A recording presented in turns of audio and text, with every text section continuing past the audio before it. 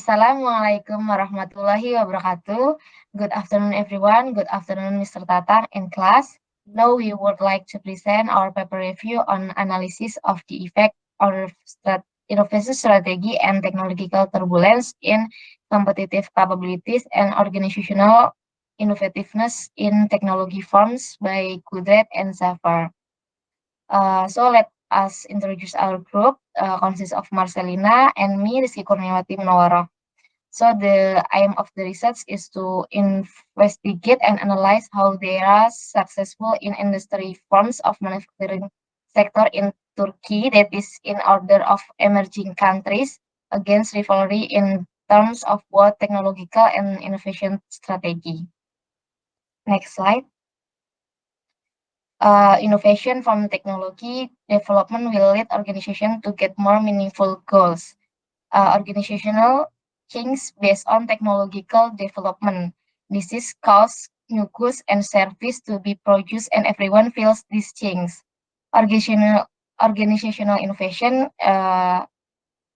also the application of new organizational concepts as an indicator of the diffusion of different organizational practice into the enterprise. Innovation is dynamic capabilities. This is reconstructing and developing legacy resource for the formation of new resource and used to achieve competitive advantage. Innovation allows the company to determine and control the change. Next slide.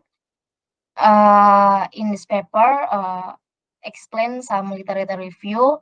The first about from innovation strategy.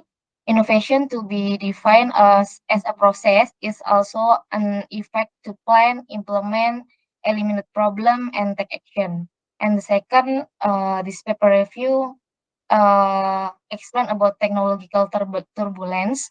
Technology orbital change in the source of environmental velocity, uncertainty, complexity, and ambiguity in business life. And the third, about combinative competitive capabilities, firms competitiveness is defined as the degree in which firms enter in market.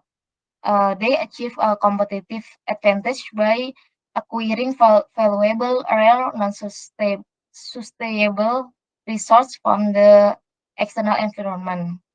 And the last, about organizational innovativeness, innovation is seen as strategy that respond to change in customer demand, competitiveness, and technological skill. And next, this research have goals to determine the effect of firms' innovation strategy argument on the relationship between the technological turbulence, interchange variable effect, and combinative competitive capabilities and organizational innovativeness. In this research, use the independent variable to judge the effect on the dependent variable. Next, will explain Marcellina. Okay, so from 23 Likert scale questionnaire, 8 questions did not show factor distribution and thus excluded. The remaining 15 questions are scattered on 4 factors, which are from innovation strategy, technological turbulence, combinative competitive capabilities, and organizational innovativeness. Based on the Pearson's correlation test done, the first hypothesis to hypothesis 5 are proven to be rejected as the p-value is less than the alpha set, which is 0.05 assumed. The result may be affected by mediation effect, where the analysis of mediation effect by Sobel test in the relationship between firm innovation strategy and combinative competitive capabilities with technological turbulence, along with the relationship between firm innovation strategy and organizational innovativeness, shows that there is indeed a mediation effect, which is shown on the 2 table result on the lower left. Mediation effect itself is when a third variable acts as a mediator between the independent and dependent variables, or X and Y. Explaining the reason for such a relationship exists. In a perfect mediation case, an independent variable leads to some kind of change to the mediator variable, which then leads to a change in the dependent variable. In practice, The relationship between these variables is not tested for causality, instead just a correlational relationship. The purpose of mediation analysis is to see if the influence of the mediator is stronger than the direct influence of the independent variable. For example, if a mediation effect exists, the effect of X on Y will disappear or at least weaken when M is included in the regression because the effect of X on Y goes through M. The more it disappears, the stronger the mediator X, or uh, deemed as a full mediation. And in this case, the reason hypothesis 1 to hypothesis 5 is rejected may be caused by the mediation effect as technological turbulence exists, thus mediating the relationship between firm innovation strategy and combinative competitive capabilities and so on, which can be seen in table 2, the result of correlation test, where I circled the relationship and the correlation relationship between firm innovation strategy between with cognitive competitive capabilities and organizational innovativeness is only 0.2 and 0.1, which shows a very weak correlation. Based on the mediation analysis, hypothesis 6 and hypothesis 7 is deemed supported. Based on the hypothesis testing result, it can be inferred that innovation and expansion processes is necessary for companies. Hence, it is important to keep up with the development and progression of related sectors in order to rapidly adapt to technological changes, especially in a smart and logical competitive top management environment. Strategies are starting to be developed in order to feed competitors instead of only defeating them. As such, having competitive capabilities may serve as a unique source of competitive advantage to sustain business. Companies that are the pioneers in R&D breakthroughs can become leaders of change and the market leader. Innovation is a process where firms can gain new experiences through observing competitors' strategies and learning trends. Hence, it is important to also ensure that competitors adopt innovation and create change instead of only defeating and taking over competitors as part of an innovation cycle. International competition has become inevitable in a world that is rapidly globalizing and has no borders. The way to be successful and survive in this competitive environment is through the importance given to innovation along with research and development. Next Based is on our our commentary based on the result of the paper review continued by my partner Rizki. Based on our discussion before, there are several things that affect innovation in the company. If we try to relate it to our daily life, we can see that there are some companies that can survive because they stop innovating. In other words, they stay in their comfort zone. The first is Nokia. Nokia bankrupt because Nokia has horrible work culture. Nokia executive were afraid to admit the true quality of the Symbian operating system that Nokia device ran at the time.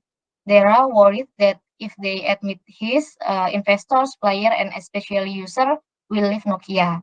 And the second reason is failed to innovate. The top level manager of Nokia failed to motivate middle class manager. They choose to use a talk approach without knowing what was really going on. This caused employees to fail to innovate on Nokia. And the third reason is about learn to listen. Leaders must learn how to properly listen to their customer, partner, and employee. But this didn't happen to Nokia, so Nokia went bankrupt. And the second example is Kodak. Kodak bankrupt because this company cannot fight the digital flow that is growing every year. Kodak is so satisfied with its feature and it never develops new technology. And Kodak also can smell the market potential, so it's being rival by other companies. Kodak focused too much on device and lost the online battle for social network like Facebook and others. And the third example is Polaroid. Polaroid bankrupt because Polaroid also failed to innovate. The innovation made by Polaroid is the development of video on this camera, but this makes Polaroid increase the selling price. The increasing competition in the camera sector has also caused Polaroid to lose its competition. This is because the cost of photo paper for instant printing is very expensive. Uh, Next, Marcel. In relation to the result of our review topic, we have seen cases of the appearance of technological turbulence. One such example is the iPhone by Apple. At that time, the phone trend is still phones using keypads, the Symbian keypad, and also the appearance of QWERTY keypad in phones. However, iPhone released a phone that consisted solely of a touchscreen with no keypad, swerving from the current market trend. This created a turbulence that pushes and encourages other companies to follow the touchscreen trend. At that time, BlackBerry phone was rather famous for their QWERTY keypad and providing their own messenger. But they also ended up following the trend by releasing BlackBerry Storm, combining both quite large touchscreen and keypads. Samsung also followed in iPhone's footsteps by starting to release more touchscreen variants such as the Galaxy S series and Galaxy A series.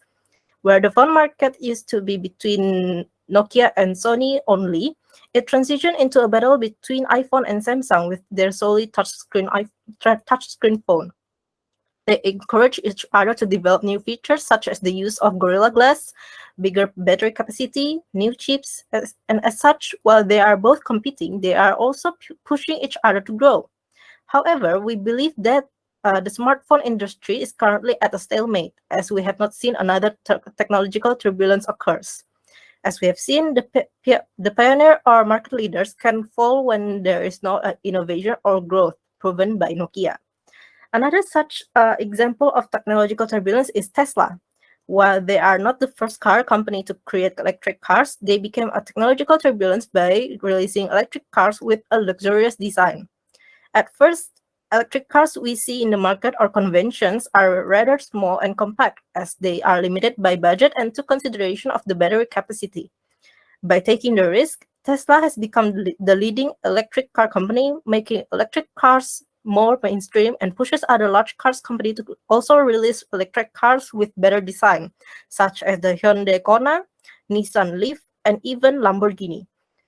Another form of technological turbulence is the QR code payment method in Indonesia, where at first each electrical wallet platform has their own QR code payment system. It pushed Bank Indonesia to create a unified QR code system called QRIS, or Quick Response Code Indonesia Standard, to integrate all electronic wallet platforms. Nowadays, the majority of stores accept QR code payment method, including smaller stores. This is an example of how a technological turbulence not only able to encourage competitive growth, but also a unified growth in the society. Our closing is a few recommendations that we believe can be taken into consideration. The first one is a recommendation for future research. As other researchers in the future may analyze whether different sectors give different results, as the current paper we are reviewing took samples from 19 companies in industrial sector in Turkey. The next recommendation is more targeted towards the general population. The first one is that companies should be adaptive to customer needs and technological development, as we have seen from cases such as Nokia and Kodak and also Polaroid, where they failed to follow the market trend and follow the evolving customer needs.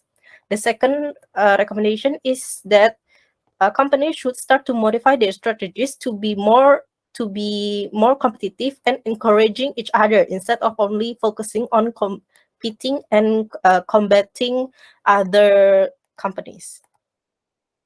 This is our paper review. Thank you for your attention.